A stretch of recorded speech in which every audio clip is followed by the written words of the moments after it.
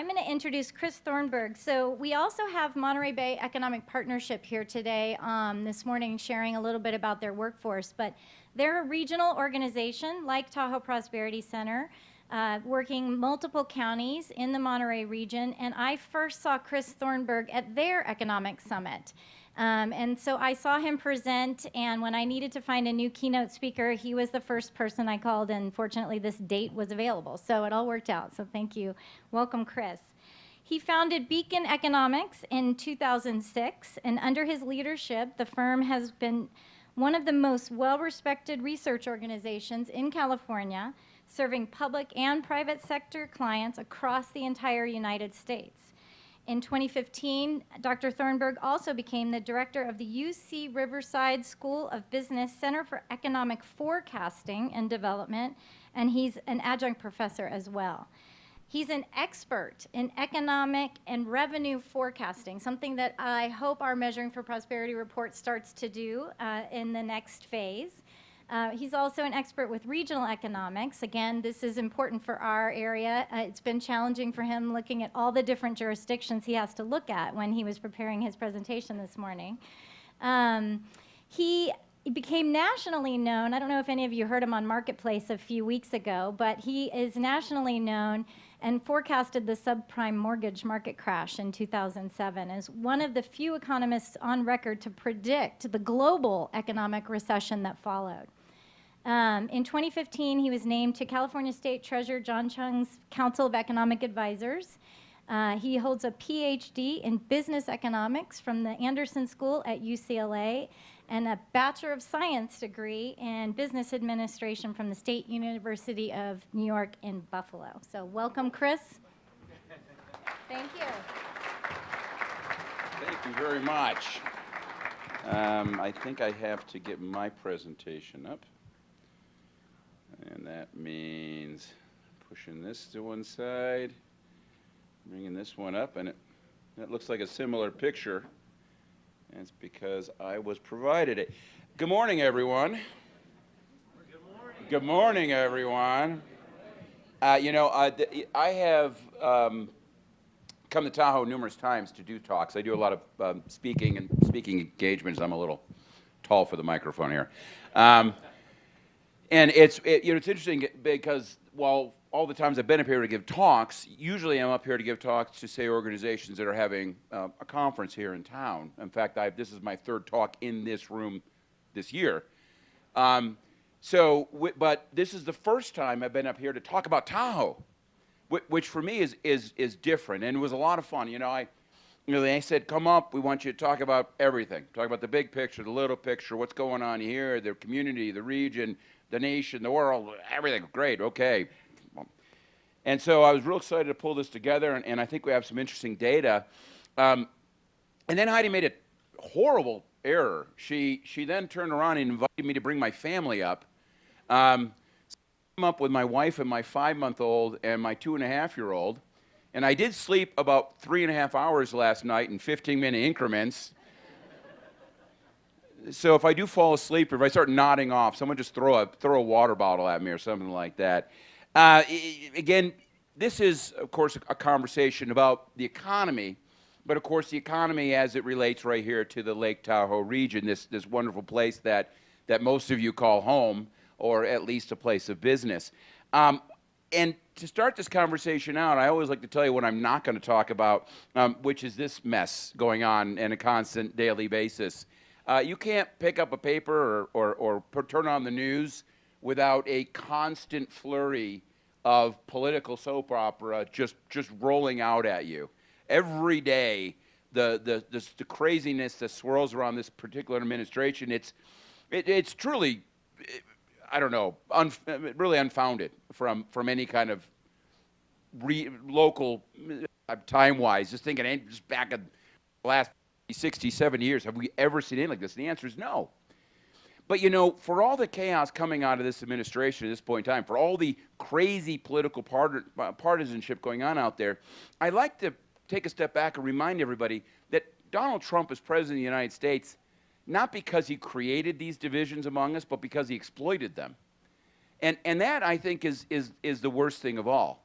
we have to remember that this nation, for reasons a little unclear to me, has become extremely politically divided over the last 20 or 30 years. I mean, look, we've always disagreed as a nation. There's always two sides of an issue. But I like to say 30 years ago, as a nation, we agreed on the problems, we just disagreed on the solutions. Nowadays, the political partisanship, the hyperbolic comments constantly coming out of both parties is so over the top that we can't even agree on what the problems are anymore. And that's really scary. So, you know, I like to say that one of my folks found this cartoon, and I thought it was so appropriate. You know, how far does this go? Well, that was Brad with the Democratic weather. Here's Tammy with the Republican weather. Well, no, it doesn't work like that. There's one weather, and what I'm going to try to do is, you know, I'm going to try as best I can to push all the political nonsense to one side and give you an honest version of what's going on out there and what it means for you here in the Lake Tahoe region. So, first and foremost, meet the Trump economy, same as the old economy. Again, for all the bluster and bluff, and yes, it was a very good second quarter. We'll get that in just a second. The reality was the U.S. economy has been really growing at a nice, steady pace since about 2012. Not super fast. I mean, we kind of average in this 2 to 2.5% range. The only bit of a slowdown we had was the 2014 and 15 global commodity bust. But otherwise, everything's just moving forward. Labor markets are good. Business investment's good. Wages, exports, energy, housing, everything's really good. And 2018, this year, is all of 2017's wonderfulness with fiscal stimulus thrown in. Now, again, as an economist who thinks about business cycles and how government's supposed to respond to business cycle, the idea that Congress would see fit to do a fiscal stimulus, tax cut, increased spending, deficit spending program in the midst of a late expansion, full employment economy, I mean, that boggles the mind and how absolutely out of touch with reality that move was. But putting that to one side, the economy is enjoying all these strong trends with this sugar high of deficit-led growth spending. And probably the most important question of it all, after all, it's been 10 years since the failure of Lehman. As for the next recession, my honest answer is I have no idea. And that's not because I don't study these things. I do on a regular basis. But the key here is this. When you think back on past recessions, all recessions have a cause. And the real question here is what's going to be the cause of the next recession? And to put this in context, you know, the Wall Street Journal just recently put out their next recession poll. I don't know if you caught this, about 3 months ago. And they have a panel of about 100 economists, and they ask them when the next recession is going to be. And 60% of economists said the next recession is 2020. Sounds pretty scary, right? But then I'd point out last year's next recession poll said the next recession was going to be in 2019, yeah. And the year before that in 2018, there you go, you know? So, in other words, eventually they will talk about it. They'll be like, oh, man, we told you. You know, you told us every single year. But again, you can't talk about the when until you have a why. Until you see the shock to the system is going to create the next recession, talking about the next recession is kind of a pointless thing. And, you know, I like to point out, in fact, I met somebody at my table this morning from a country, I won't mention what this country is, but it's an interesting place because this country that she happens to be from, the last time this country had a recession was in 1991. You want to tell us where you're from? Australia, okay? So Australia is now currently in their 27th year of this particular economic expansion. So the idea that recessions must happen, that's just not true. I'll tell you when I know. Now, with all that going on, it doesn't say that everything's fine. There are issues. There are stresses on our economy. Labor shortages are a big problem. They're a big problem in Lake Tahoe. Guess what? They're a big problem in California and Nevada and Iowa and the vast majority of the country. Here it's been intensified largely, of course, by housing shortages. You've seen, of course, the big stock market sell off, interest rates are drifting up, got this aggressive Fed, sharp growth in government deficits, global trade and security worries. Yes, turbulence, but at this point in time, none of these sources of turbulence rises to the level of recession causing. Rather, it's just kind of bumps in the road, may slow us down a bit here or there, but nothing that's going to end this particular expansion. For me, of course, the ugly boils down to politics. Politics going in the wrong direction. You know, while both parties are just saying increasingly shrieking craziness to try and rile up their base and drive money into the coffers. The reality is they are ignoring the true problems around us today. There's little effort to deal with, of course, underinvestment in infrastructure, rising wealth inequality, healthcare cost inflation, pension and entitlement reform. All these true issues, things that have very large negative consequences, maybe not in the next 2, 3, 4 years, but in the next decade or so, all these major questions are being ignored in the context of this insane political environment that we're in right now. And that all boils down to the idea that politics today has become fundamentally disconnected from economic realities, and I'm going to try to give you a little taste of that as we go through all these numbers today.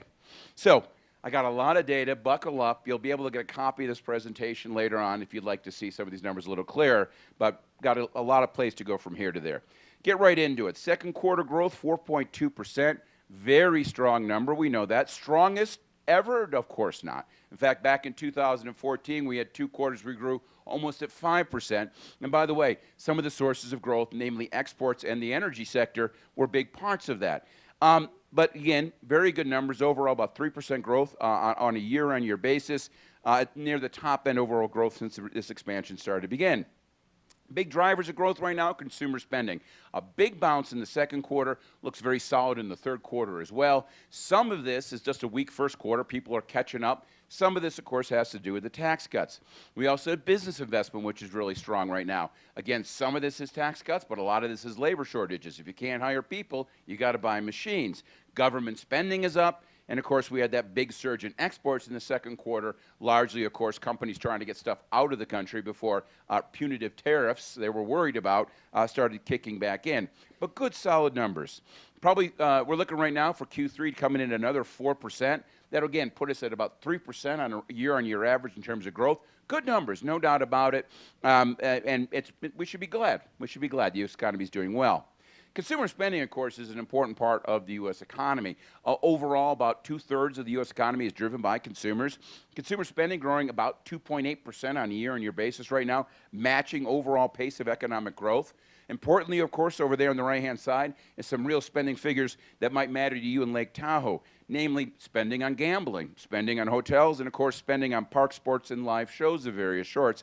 All those numbers go up as Americans earn more, they're spending more on various sorts of recreational items. Of course, travel and tourism and outdoor experiences are things that people just love to do more than ever before right now. And this, of course, has clearly benefited the Lake Tahoe economy.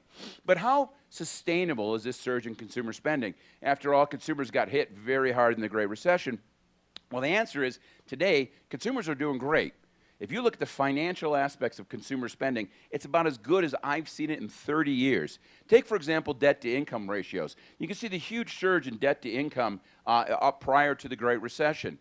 Not only was there an enormous increase in the amount of debt households were carrying, the quality of this debt was horrible. Subprime auto loans, subprime credit card loans, worst of all, the most toxic subprime mortgage loans, which, of course, not only caused millions of people to lose their homes, but, of course, caused numerous Wall Street banks that had basically been gorging themselves on these toxic assets to almost go bankrupt, or in the case of Lehman Brothers, to go completely bankrupt.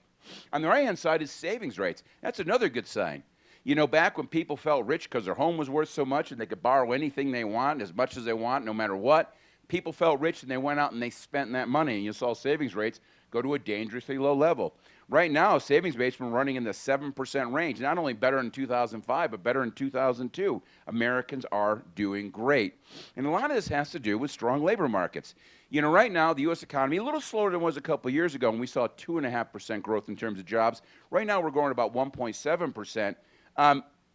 But that slowdown you're seeing, you got to be a little cautious. When you see a slowdown in employment growth, you have to ask yourself why. Part of it could be less demand for labor, as the case may be. But that's not what's driving it. In this problem, this all is boiling down to labor shortages. On the right-hand side is the unemployment rate. The official unemployment rate right now in the U.S. economy is 9%. On the left-hand side is a number that we've been generating for about 20 years. It's called the job openings rate. The job openings rate in the U.S. economy right now is 4.3%. In other words, the number of job openings in the U.S. today is greater than the number of people looking for work. Think about that for a second. There is that many job openings in the U.S. economy. Nevertheless, every time any political leader rolls out some sort of plan, they always start out with this idea. It's about jobs, jobs, jobs. No, folks. We need workers, workers, workers. The jobs are plentiful. Now, of course, one of the consequences of a very tight labor market is rising wages. And I know what you've heard. Wages aren't rising. They're doing terrible. Most of this rhetoric is based on a complete, I don't know, intentional or unintentional misinterpretation of the data. Take, for example, that number you get out of the Bureau of Labor Statistics that the press always talks about. We're just barely budged again this month. That's a horrible number. The survey used for that has all sorts of statistical issues that economists are well know. It's not inflation adjusted. It doesn't adapt for the fact that now retiring, high-income boomers are retiring en masse. If you control for all that, and the Atlanta Fed does, and something called the wage tracker, what you find is actually, in average, real wages are growing faster now than they were in 2003 and 2004. Median wages in real terms are growing as fast as they did back in 2003, 2004. And of course, your employer, you know this, because right now, growth in employment costs are about as high as they've been in a decade. Of course, wages are going up. What is supporting all that consumer spending? Something must be. But nevertheless, again, the miserableism that afflicts our society today, every time you turn around, you'll hear yet again more negative stuff. Americans haven't seen a raise. We're measuring the economy wrong. Age of secular stagnation. Forget about that. Here's a couple conventional non-wisdoms I like to attack. One's about inequality. That's the Bernie Sanders view of the world, right? Sure, things are getting better, but it's all going to the top 1%. Look, there's no doubt that the high-income earners have seen some of the biggest increases in wages. But you can't just look at gross earnings. You got to look at net earnings, net of benefits being received, and of course taxes being paid. Remember, one of the reasons that you're seeing median incomes go down is a whole bunch of retired people. And by the way, when you're retired, you're not earning money. You're living off of savings and Social Security and Medicare. Once you control for all these things, inequality is not as bad as you think it is, nor is it growing as fast as you think it is. It's just not that bad. Now, it doesn't say we have too little or too much inequality. The point here I'm trying to make is you can't talk about it in any kind of realistic way until you know what their actual numbers are. And you can see that in these Gini coefficients on the left-hand side, which are adjusted for taxes paid and benefits received. You can see it not growing nearly as fast. And another part of this, of course, has to do with the fact that these income numbers that we focus on and we spend so much time just staring at and talking about, those income numbers are not a terribly good measure of quality of life, folks. You got to keep that in mind. The dollar signs don't correlate one-to-one with how happy and how healthy your life is. They don't. Take a look on the right-hand side. You can download this data off the census. It's real median income for working males in the U.S. economy. And I want you to focus on that. And think of what this numbers just say. It says back in 1973, in current dollar terms, a median male was earning $40,000 a year. And yet today, in 2017, last year in 2017, their income had just gotten back to $40,000. So in other words, according to the census, your average male working male has the same quality of life as they did back in 1973. Does that sound right to you? Does that seem right? Well, here, let me give you a couple examples, okay, of how wrong that number is, because it doesn't account for fundamental increases in quality of life. Take, for example, life expectancy. In 1973, your average male lived 67 years. Today, it's 76. How do we account for those 9 years of life? By the way, 9 years of life is worth a lot, folks. But nowhere is that built into the data. Infant mortality has fallen by 2/3. Total crime rates are down by 1/3. Violent crime rates are down by 1/2. We live healthier, we live longer, we live safer. These are all good things. And even this doesn't capture all of it. Let's just think a little bit about quality of life in other ways we don't measure well. Here's a cell phone in 2017. Here's a cell phone in 1973. Now, if I had a smell option in PowerPoint, I would have the kind of urine smell waft over the audience. Just to I mean, you remember for those of you who remember what these booths smelled like, right? Here's an entry-level car today with Bluetooth and airbags and a nice stereo, and it goes 40,000 miles without needing brakes. Here's an entry-level car back in 1973 that would go 12 miles and break down, okay? Here's a television today. that you could buy relatively cheaply on Amazon. Here's a more expensive television in 1973 with, the 2 dials just in case you wanted to watch PBS, all right? I mean, seriously, our lives haven't gotten better. Here's online shopping today. Here's online shopping in 1973. Here's an encyclopedia today. Here's an encyclopedia in 1973. Folks, and by the way, these changes in the quality of life, these are democratic and small d. This is everybody. Everybody gets these advantages. I still remember not too long ago, they had that horrible tragedy at the border with the young lady from southern Mexico was shot by a border security guard. Total tragedy. But again, I'm an economist. I think of weird things. A reporter goes to southern Mexico, and there's a picture of this girl's aunt. And she's showing a picture of the girl who was killed, and she was sad, and she was crying, and it was a tragic picture. And she's showing a picture of this girl on her brand new Samsung smartphone in an impoverished village in southern Mexico. She had more computing power in her hand than you had on your desk a decade ago. Everybody is able to take advantage of these things, and yet we sit around feeling bad. I mean, really, anything really better about 1973? I have one thing. Here's John Travolta today. Here's John Travolta in 1973. I will give 1973 John Travolta, we win on everything else, okay? Stop complaining. The big issue here is not a lack of quality of life. It has everything to do with a lack of workers. You know, for rising wages and a strong economy and lots of demand, workforce growth is barely 1%. The participation rate is barely budging. What's going on? Is it drugs? Is it skills? What's driving the problems here? Well, of course, the answer is none of the above. It just has to do with simple demographics. On the right-hand side is a breakdown of population by age. And this graph tells us everything because, look, we used to have a population pyramid, and it's turned into a population column. And here's, again, I'm not a sociologist, but here's my take on it, okay? Every boomer was raised in a family of approximately 17.4 kids. Their parent had no idea what name they had, and they had to sleep in a bedroom with 4 other siblings. They were also overly traumatized by the experience. They all had 1.4 kids, which they excessively overparented, giving us the millennials. You see how that works? Putting all that to one side, everybody says all the time, millennials are the biggest generation ever. That's true because they're about 3% larger than the boomers. 3%, folks. That's it.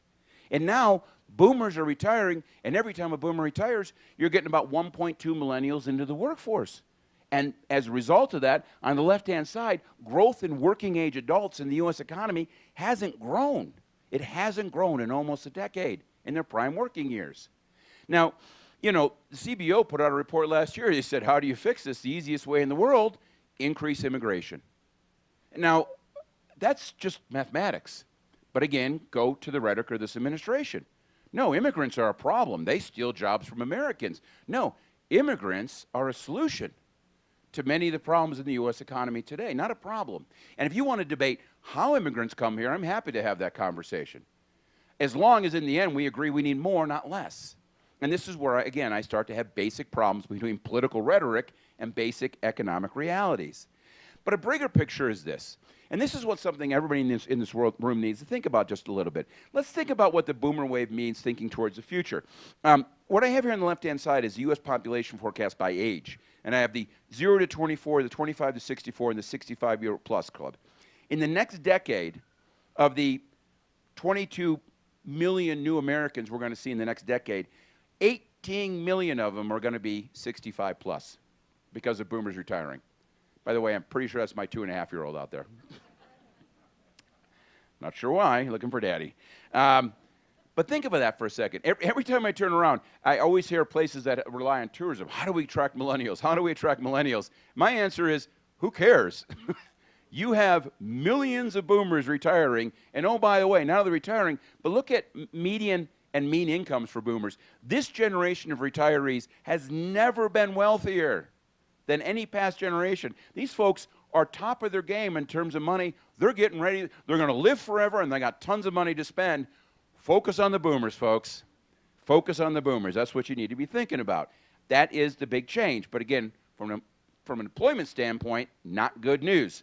Now, there are other implications here. One of them, of course, has to do with the fact that the U.S. economy is already starting to open a relatively wide federal budget gap again, because of retiring boomers and the big surge in spending on Medicare and Social Security. This recent tax plan we put into place took a bad situation and made it worse. We went from having $10 trillion in new debt over the next decade to $13 trillion of new debt, again, as a result of the entitlement programs. It's amazing to me that we have two parties in Washington, D.C., and one party says, entitlements, there's no problem, and the other party says, entitlements are a horrible problem, and as soon as we get into power, we're going to make it worse. And you'd like to think that somewhere there's a middle there where we can actually agree this is a problem and fix it, but we're not talking about that. But of course, with the tax plan that did go into place, something else has happened. Our trade deficit started to open. When the federal government starts to spend more and tax less, one of the implications of that is we stimulate spending in the U.S. economy. But not all spending goes immediately to U.S. production. Quite the opposite. A lot of spending stimulates foreign production in the form of imports. And this is no exception. Yes, exports are rising, but imports are rising faster because of the government deficit. But again, that's not the story in D.C. The story in D.C. is our trade deficit is widening because of foreign trade barriers. And one of the big worries in a lot of people's minds, what does this mean for the economy? How does this shake out? And it got a little scary. You remember this tweet? You know, when we had the steel tariff, trade wars are easy to win and good for the economy, and everybody, wow, that's kind of scary. Europeans got even scarier. Did everybody catch the European response to Donald Trump's tweet? I love this. We can also do stupid. And, you know, they started lining up all sorts of trade wars. But then we all got happy and friendly, and we now have a new trade pact negotiation going on with Europe, and I'm glad for that. And then the whole NAFTA thing, that just settled out recently. Again, it's like, whew, big relief there, because, you know, Canada and Mexico are two of the three largest trade partners, and to blow up NAFTA would have been a real shock to our system. But they just rolled out. They did three little changes. Seriously, they did three little changes, rebranded it, and said it's the best thing ever. It's like, come on, really? But whatever. The point is NAFTA's okay. It's going to continue to move forward. The only shock to the system now, of course, is this ongoing issue with China. And this is the real deal. There's no doubt that what's going on with China is something you should worry about, but not worry that much about, because Europe is now settled, because NAFTA is now settled. China is a big trading partner. There's no doubt about that with the U.S. economy. But they're not the largest. Canada and Mexico are the largest, actually, overall. And because we're settling things out with everybody else, just disruption with China is not enough to offset our current expansion. Now, why are we doing this? I'll tell you this. This is one place where I actually give the administration kudos.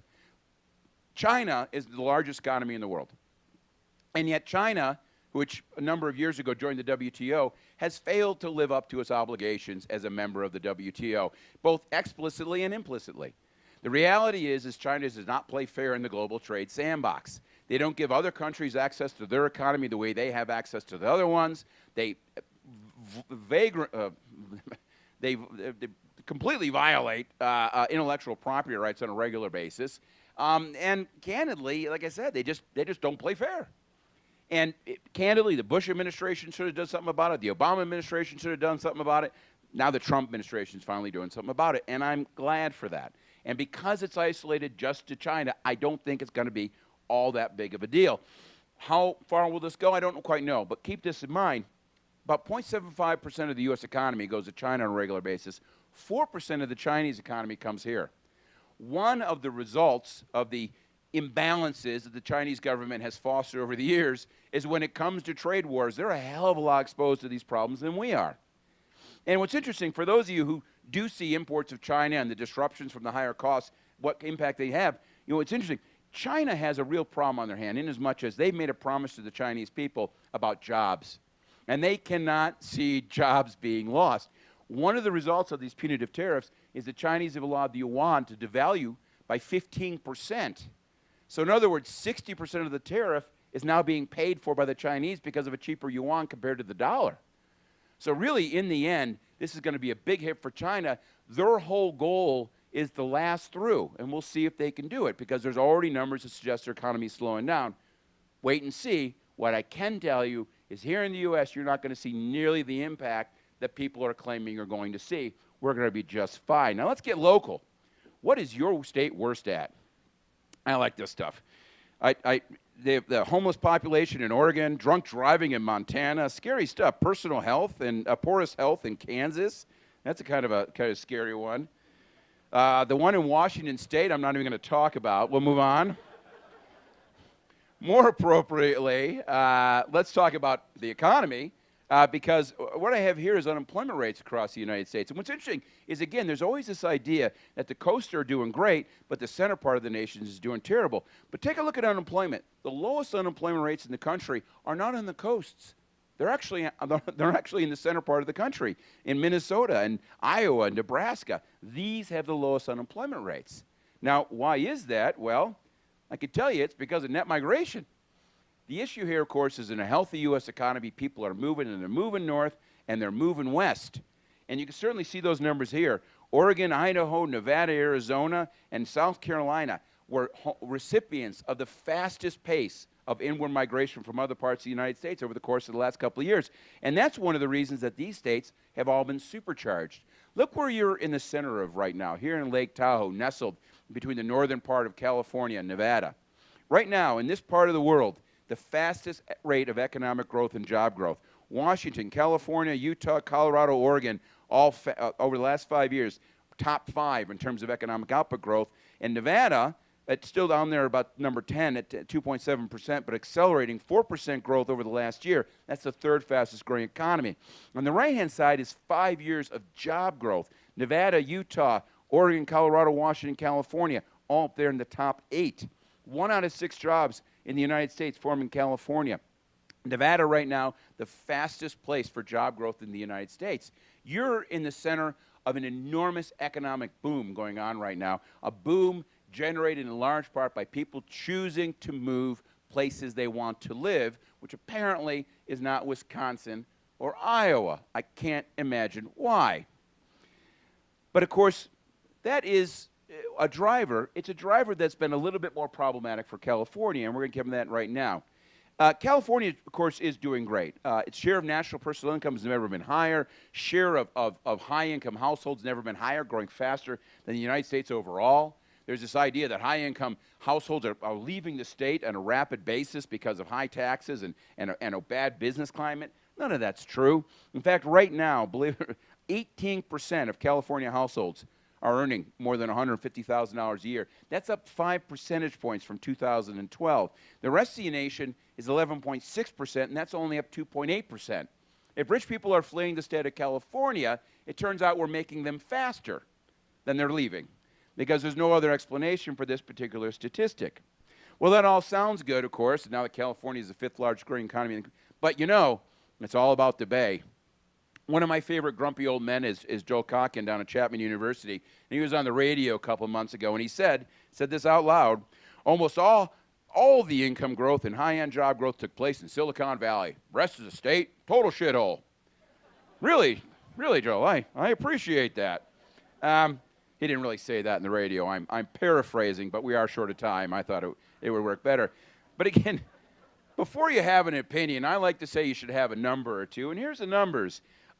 Of the 100,000 plus club, that is to say new full-time jobs paying over 100,000 a year, between 13 and 16, 484,000 new full-time jobs paying over $100,000 per year in California, larger than anywhere else in the nation by a good margin. 40% of those jobs are in the Bay. No doubt about it. The Bay punches above its weight. There are a lot of high-income jobs out there. But 40% is coastal SoCal. And the other 20% is scattered around the strait, including 10% right here in the North Central Valley, which is the greater Sacramento region, yes, including Tahoe. So there's plenty of high-income households out there. In fact, this idea, this fetishization of the Bay as the only source of economic growth, to me, is totally overstated. Let me a little quiz here. Here's about long-term growth in the state. I've divided the state into 5 parts: the Bay Area, Central Coast, Greater Los Angeles, Greater Sacramento, and the South Central Valley. Okay, everybody got that? And on the left-hand side is payroll growth rates between 1995 and 2015. Now, this is a matching game. Remember those back in elementary school? You had to match the letter and the number. So I'm just curious here. In terms of the Bay Area, what letter would someone put the Bay Area at? I'm sure you're right in front. I'm going to pick on you. C. Okay. Anybody over here want to weigh in on this? D. Okay. 33.8%. Interesting comments. How about the South Central Valley, number 5? Anybody want to give a letter for that one? E? E, okay. How about the Greater Sacramento, which includes Tahoe, number 4? Where do you want to put that? What letter? A? Someone else, huh? C, all right. I'm going to make this easy on you. These are perfectly matched. So yes, the Bay Area has been the slowest growing part of the California economy over the last 20 years, folks. Not the fastest, the slowest. Yes, a lot of high-end jobs, but not a lot of housing. And when you have a lot of high-end jobs or high-end households and you aren't willing to build more housing, those high-end jobs simply push out low-end jobs. And that's what's going on in the Bay. Yes, lots of high-end jobs, but not many low-end jobs because they're again getting pushed out. And that's critical because think of it, the center part of the state, Greater Sacramento and the South Central Valley, those have been the fastest growing parts of the California economy because that's where there's people, that's where there's housing, that's where there's space. Build it and they will come works when it comes to housing in California. As simple as that. And that gets me to the big slowdown. Because as good as things have been here in California, things have slowed down. We used to be at a 3.5% growth rate. We're now running at about 2%. Still above the national average, but a big slowdown. And it's interesting to see, putting San Jose to one side, the second, third, fourth, and fastest growing economies, Inland Empire, Fresno, and Stockton. The Inland Empire, Fresno, and Stockton are all growing faster than Orange County, San Diego, LA, or San Francisco. That tells you what's going on. It's a lack of workers. Yet again, this labor shortage issue. Unemployment in the state of California has never been lower than it is right now. Never. Wages are rising faster here than any place else in the country. Wages are up, plenty of jobs, record on the low unemployment rate, and yet, of course, overall net migration into the state, once you include international migration, is a paltry 0.2%. Look, compare that to 1983 and 1985, the last big booms, when net migration into the state was over 1% per year. An enormous number compared to what we're dealing with today. This, of course, is a housing conversation, strictly housing. This state, to maintain 2% job growth, needs 200 to 250,000 building permits per year. We're building 125,000. We're a little over half. And that's eventually going to cause the economy to slow down. Not because there's anything wrong, simply because we don't allow growth to occur. And if you want to see how that pans out, you look no further than San Francisco. It doesn't kill an economy. No economy has collapsed. San Francisco looks incredible, one of the highest income places in the country right now. But that's not just because of the high-end jobs. It's also because they pushed all the poor people out. So that's the kind of swirl that occurs. No housing, and you generate what I call country club California. Now, if you want to live in a country club, it's a great trend. If you'd rather live in a place that lots of people can live, this shouldn't make you very happy. But understand that when you look at high housing prices, when you look at high rental prices, this is not driven by a bubble. It's not driven by greedy landlords or greedy builders. This is a sheer supply and demand constraint. No more, no less. And I know, I always love the affordable. Well, these houses aren't affordable. They aren't affordable. How do you measure affordability? Well, we measure it at the price of a house compared to the income of people who live in that neighborhood. That's kind of a dumb measure of affordability, folks, because the people who live in that neighborhood live in that neighborhood. You see how that works? They don't need to buy. You need to look at the price of a house compared to the income of people who want to live in that neighborhood. And that is where the problem lies. The people who are moving here to California are high-income, high-skilled people, and they will bid up the price of homes to these astronomical levels for the privilege of living in our state. That, of course, brings me to the wonderful place we are here in Lake Tahoe. What is going on in this crazy region? It is a crazy region. I'll tell you, are we doing okay on time? Oh, okay. You're sneaking up on me. I always feel like that's the hook, and I'm just getting to the meat of the presentation here. You know, you think about the Tahoe region, and as noted, I'm used to dealing with MSAs. I can go to the census and just download one set, and they're up here like, hey, you got 2 states, you got 4 counties, you got a place that isn't even a county. Thank you very much. But we pulled together what we could in terms of data, and I'm gonna start with the bad news. Here's the bad news. Here's payroll jobs. This is zip code level statistics through 2016, pardon me, for the Lake Tahoe region, and it ain't pretty. You know, you lost some jobs in the Great Recession, and they really haven't recovered. You're not seeing a lot of payroll jobs here, and the jobs that are forming, at least from an establishment standpoint, are heavily tourism related. The biggest growth you're seeing in the leisure and hospitality space, that's where a lot of new jobs are. But of course, this narrow focus on jobs just in here in the basin kind of misses it just a little bit. For example, here's a slightly better number. Let's look at incomes here in the region. In fact, what's interesting is you got about 22,000 households, give or take, living right here around the lake. Believe it, that's down a little bit from where it was in 2011. It's actually declining just a little bit. But guess who's living more and more here? People earning way high incomes. The 150K plus club is up. The 100 to 150K plus club, households earning less than 100,000, down. Country Club California, don't build. High income pushes out low income. That's exactly what you're seeing here. And of course, those folks are coming here and they're enjoying life, and you do see additional business activity. I got to tell you, really, despite the fact that those jobs seem down, you drive around Tahoe, and I challenge anybody to tell me that this place isn't as busy as it's been in a very long time. You see it on the roads. You see it outside here. I couldn't believe the number of people walking around. Really, between the two high seasons, there's a lot of people here right now.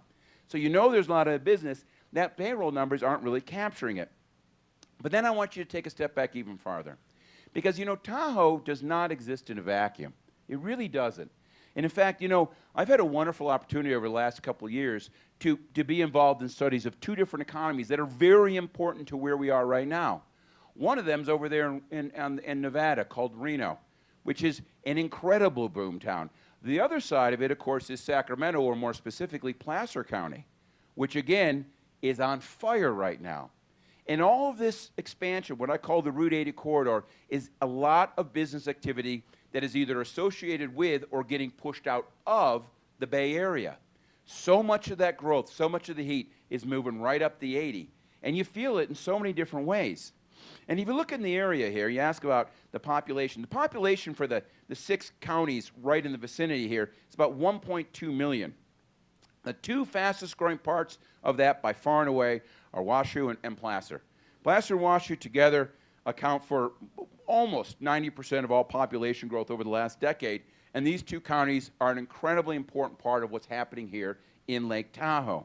Talk about Reno for just a second, where right now job growth over the course of the last couple of years has been between 4 and 5%. Over 3.8%, a bit of a slowdown over the course of the last year, but down from 5.7% the previous year.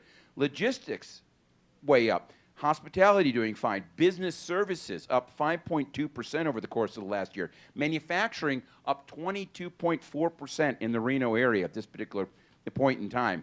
Think of those particular numbers. I mean, really across the board, solid numbers, getting up close to 240,000. And the business activity, whether it's gambling, whether it's tourism, whether it's hotels, everything is popping in Reno at this particular point in time. And no small part of it is what's happening out there just a little east of Reno, out in Story County. For those of you who don't know, that's where the battery factory went, and following the battery factory in there has been a massive Google farm, a couple major logistics centers. In Story County right now in 2017, they're already up to 12,000 jobs. Most expectations are they're going to be adding another 8,000 to 10,000 jobs over the course of the next 2 to 3 years. And that means Reno right now is one of the hottest economies in the nation in terms of growth. Their biggest problem, by the way, a lack of housing. Now they're catching up. They're building. This year, 2018 permits through the middle half of the year. Looks like it's going to be a record year for overall permits in the area, but they're having trouble keeping up with demand at this particular point in time. Now, how about Sacramento? What's going on there? You know, Sacramento slowed down just a little bit recently, but overall getting very close to 1 million jobs. Again, a very large economy there, considerably higher than the last peak. Again, solid numbers across the board. But more important than Sacramento as a total is what parts of Sacramento are doing great. Placer County, again, is one of the shining stars, up to about 150,000 jobs. Placer, of course, is part of the Sacramento MSA, even though it extends all the way up here to the coasts of Lake Tahoe.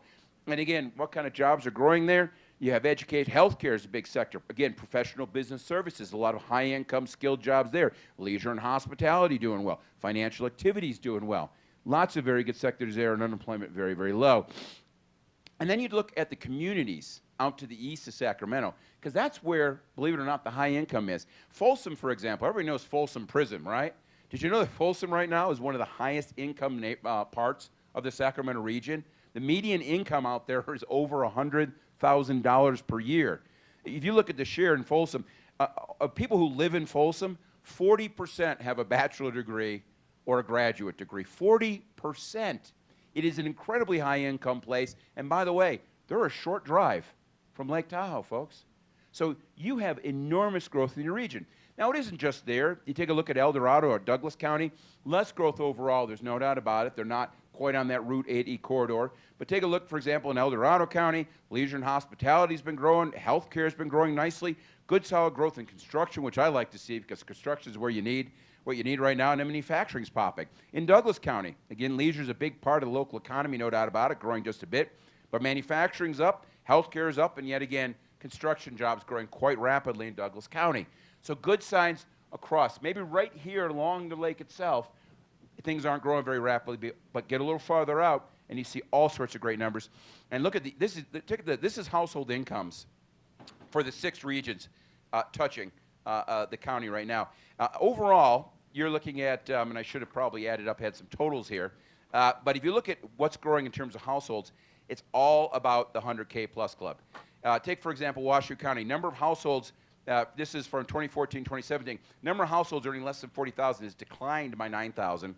The number of households meaning 40 to 100 up to 7,000. The number of households 100K plus, 16,000.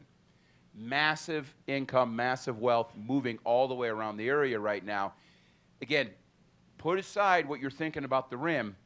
When you look at where you are and people who are moving here, particularly high-income, high-skilled boomers who are already moving on to that semi-retired before retirement place, who want to live in the mountains, who want to enjoy this, this place is doing fantastic. The biggest issue is how do you capitalize it when there's no workers? These are those same 6 regions. Look at the unemployment rate. Everywhere up here, it's below 4% right now. Everywhere. And labor force, well, with the exception, of course, of Washoe and Placer, labor force everywhere else hasn't grown at all. And this all boils down to a conversation of housing, housing, and housing.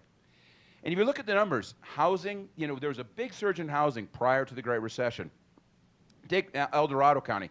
15% of all housing in El Dorado County was built between 2000 and 2009. A huge surge coming up to, of course, the big downturn. Since then, almost nothing's been built. Only 2% of housing in El Dorado has been built since 2010. Nevada County, not even 2%. Placer and Washoe doing better. You see the new stuff starting to come online and starting to fill in. But nevertheless, even there, too slow. This is all a conversation of supply, supply, supply. And if you look at median home prices, you ask why they're going up. You're not building a lot. A lot of rich people are moving here. That's the outcome. Simple as that. It's just another microcosm for the West San Francisco Bay. Simple as that. And of course, the other part of it is, yes, tourism. Tourism's hot. And people are coming here and they're buying properties, they're putting on the market. And what limited housing supply there is, some of that is getting pushed over to tourism. It's being used for bed and breakfast. It's being bought as second homes by people who want to live in Pasadena and in Lake Tahoe. Now, you can push back against those folks. We should not allow Airbnb to be here. But you can't hold up Airbnb and say, you are the villain. They're not. In the end, they have a need for the product they are selling, and they're taking advantage of that. The problem here is a lack of housing. And to blame Airbnb for the broader lack of housing, you're missing the target. You're missing the target. They aren't the problem. The problem is the overall lack of housing, and that's where you need to focus, as simple as that. And you're not seeing it. There's some South Lake Tahoe permits. Not a lot coming online. It's still relatively weak. It takes too long. And that's particularly true for the type of workforce housing. Think of the multifamily space, that the workers who are going to prosper in this incredibly strong economy, where they are going to live. That is in shortest supply of all. So to kind of wrap it up, things are great. Put aside some of the weak numbers locally. Overall, the U.S. economy, 3% growth this year, probably similar next year, no sign of downturn. State revenues are great. Labor markets are tight. Wages are up. Exports, business investment up. Inflation's constrained, interest rates low.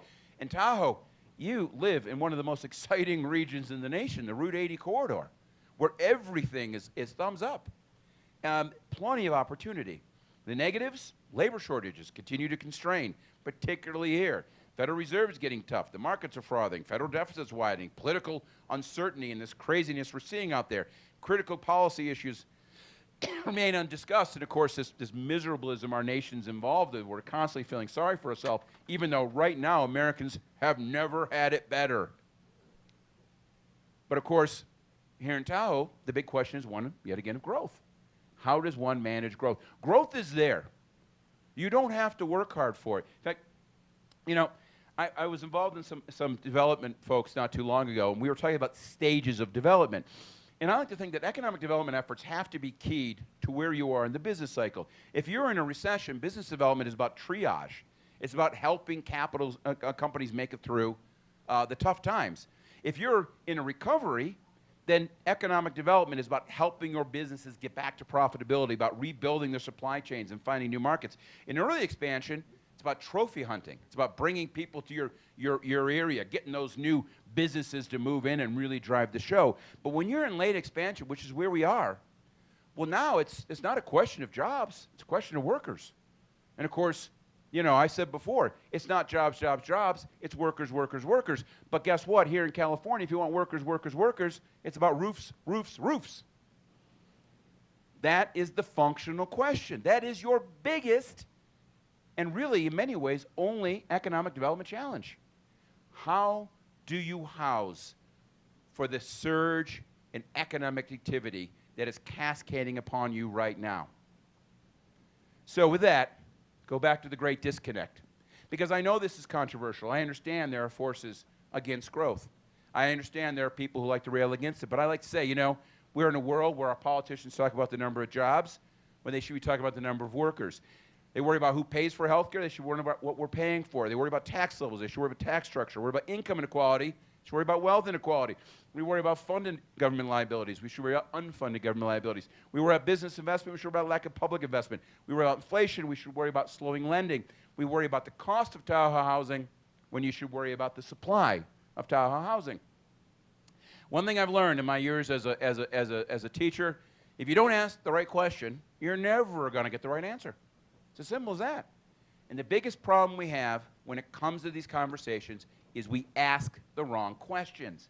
It's up to you, I ask you. Make sure that when policy leaders sit down, make sure they are asking the right questions. And to do that, the first thing you have to do is turn off the weapons of mass distraction. Push aside the Twitter, turn off the screaming headlines, and stop buying in to the bullshit rhetoric. There are real answers out there to the questions we need to be asking. It's just a function of getting through that. Thank you very much, everybody.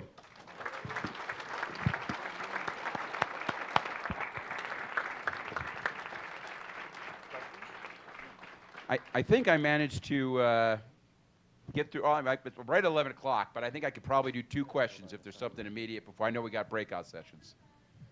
There's microphones if you want to ask. I know there's some things going on. Mm-hmm.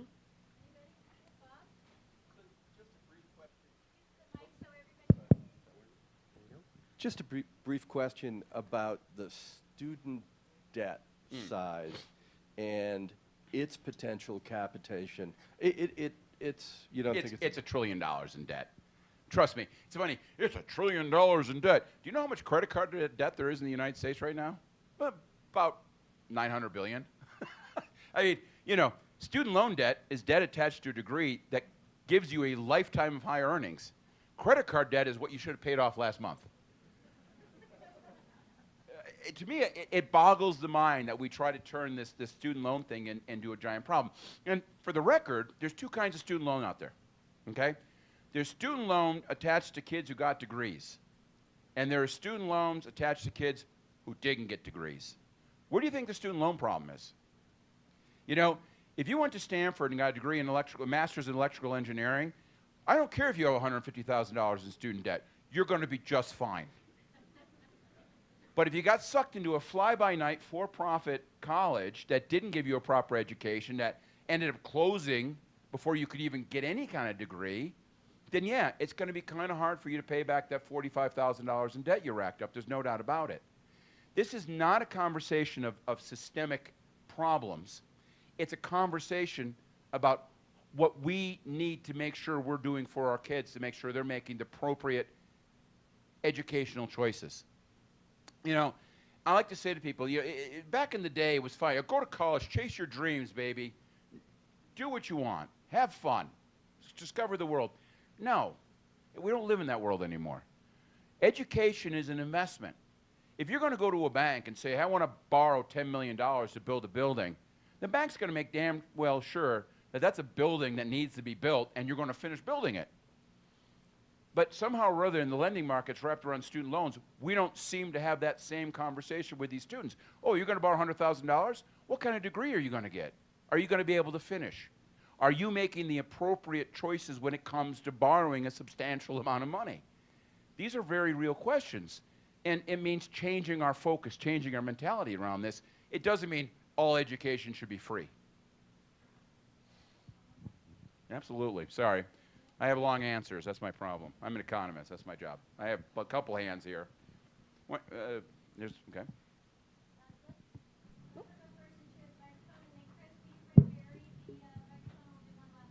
Okay. Hey, go ahead. I was just wondering about how does the shorting in housing affect the homeless population? So it's a great question. And, well, of course, I think your question, I mean, let me rephrase your question just a little bit. How does the shortage in housing create a homeless problem? Because, you know, by definition, if you're homeless, it's not really part of the housing question, right? But you do see rising homelessness in the state, here in the region, I'm sure. But to be clear, and this is one of the things that frustrates me. We need to worry about the homeless. And there's no doubt in a housing shortage with rising rates, while it is true that most people are benefiting in this current economic cycle, some people aren't for whatever reason. Personal reasons, addiction reasons, mental health reasons. Those people are not able to capitalize in the current economic trends. And when housing becomes in shorter and shorter supply, they are the first ones that get pushed into the streets. And we see that. And it's heart-wrenching. And I get that. And as a state, we need to focus on that. But here's where I start having a problem with it. We're focusing all our attention on that. In fact, the vast majority of state conversations about housing are wrapped around affordable housing. Well, no, I mean, let me give you a little statistic. Rents are rising rapidly across the state of California, correct? So that would assume that more and more households are becoming rent constrained. Believe it or not, wages are rising faster than rents. The share of rent-constrained households, that is, say, spending over 30% of their income on rent, has fallen consistently 5 years in a row. It is now as low now as it was back in 2006. And it will continue to fall because of the labor shortages. Equivalently, overall, the median share of incomes being spent on apartments is falling. So the broader question is not about homeless. Yes, we need to worry about those folks. Absolutely we do. We need programs to help get them in housing, get them cleaned up, get them the help, the programs they need, and get them out of being homeless. But if you're only focusing on that, you're missing the bigger problem. Because the bigger problem is not about the homeless or very low-income families, it's about the middle class. The middle class, the future of our states here in Nevada and California, those 33-year-old kids with a 2-year-old and a 3-year-old, they're the ones who are going to end up leaving because they're being outbid by that boomer, by the empty nest boomer family who wants to retire here. And they will outbid that family. And you cannot subsidize your way out of this. You have to free up the private sector to build market rate housing. Now do it smart, do it right, but do it.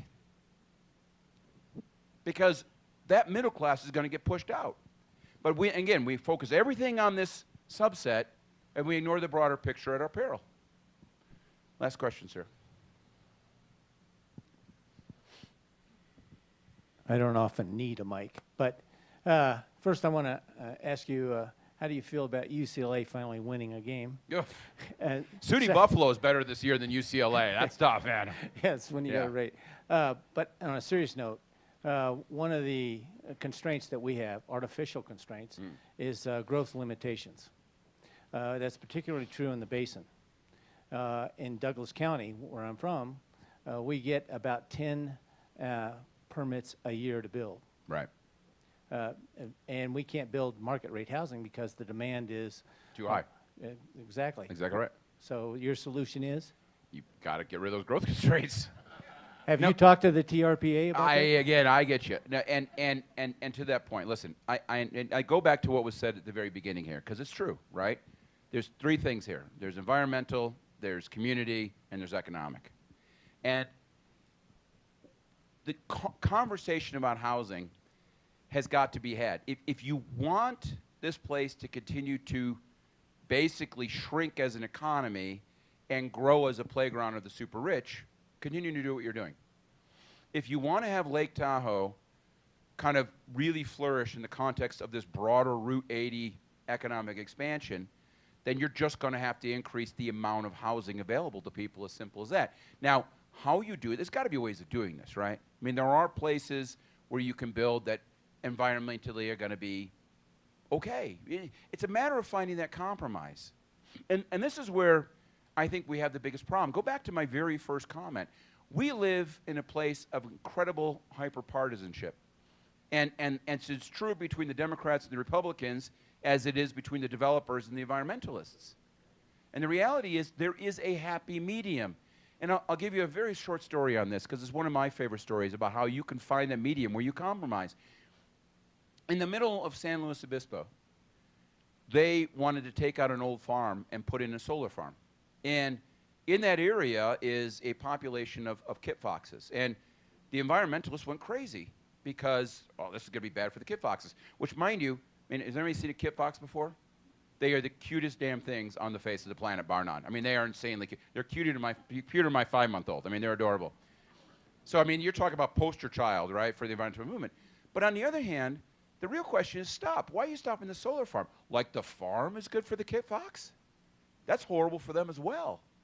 And as opposed to just saying, no development, nothing, everything has to stay the same for the kit foxes, they sat down with the people who want to do the solar farm. They said, well, you worry about kit fox, so what do we need to do? Tell us what we need to do. Well, we need to make this a happy kit fox place. What do you need? You need protection from the coyotes. You need places to build your burrows. Well, guess what? With really some simple, cheap fences and some interesting tubes and some interesting systems, all relatively cheap, they've turned this solar farm into the kit fox love boat. And there's a gazillion kit foxes breeding like nobody's business in the middle of the solar farm. We have clean energy, we have new development in an area that needed it, and the kit foxes are doing great. You just got to sit and have that conversation. Politics, folks, is the art of compromise. It's finding the right solution that can work for most everybody. If you can't compromise, you shouldn't be at the damn table. Thank you very much, everybody.